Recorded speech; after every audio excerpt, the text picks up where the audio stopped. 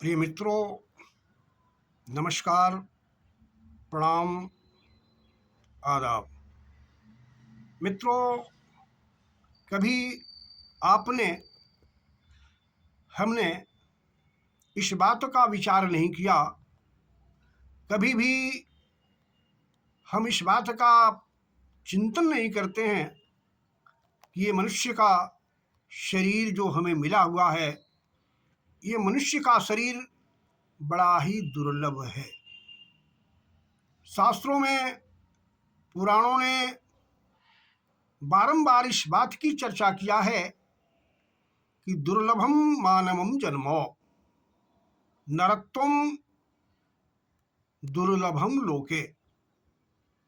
ये नृ का शरीर मिलना, मनुष्य के शरीर की प्राप्ति होना, मनुष्य के देह को प्राप्त करना, ये बड़ा ही दुर्लभ है।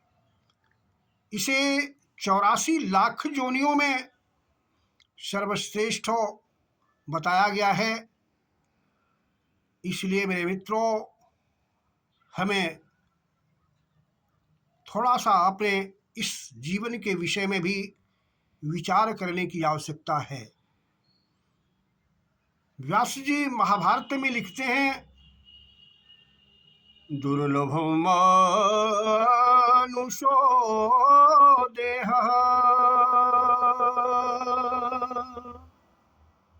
दुर्लभो मानुषो देह। मनुष्य का देह, मनुष्य का शरीर दुर्लभ दुर्लभ है।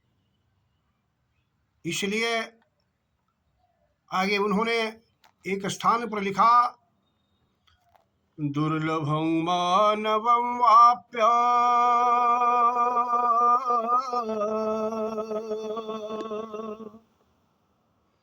दुर्लभम मानवम वाप्य।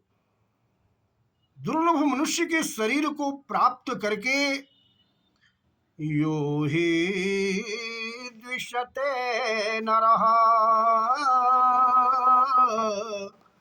यो ही द्विषते नरः। जो व्यक्ति किसी व्यक्ति से द्विषते, द्वेष करता है, वैर करता है, ईर्ष्या करता है, डाह करता है, कहते हैं धर्मावमंता कामात्मा।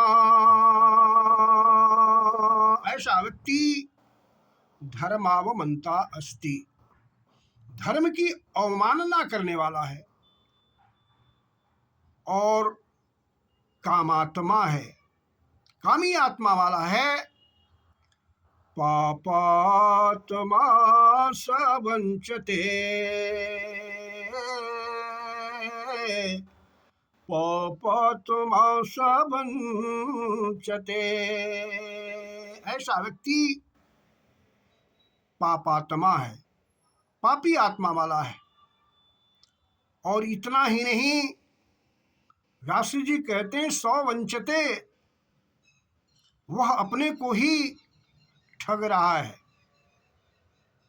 अज्ञानता में वह अपने को ही ठग रहा है, अपने जीवन को यूं ही अज्ञानता में, खेल खेल में गंवा दे रहा है, बिता दे रहा है।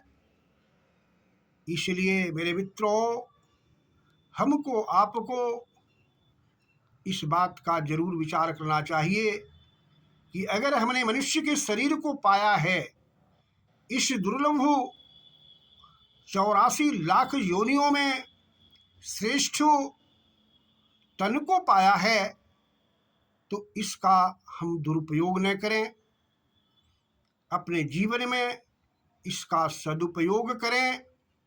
क्योंकि मित्रों, यह मनुष्य का शरीर बारंबार मिलने वाला नहीं है। हमने, आपने न जाने कितना पुण्य कर्म किया होगा,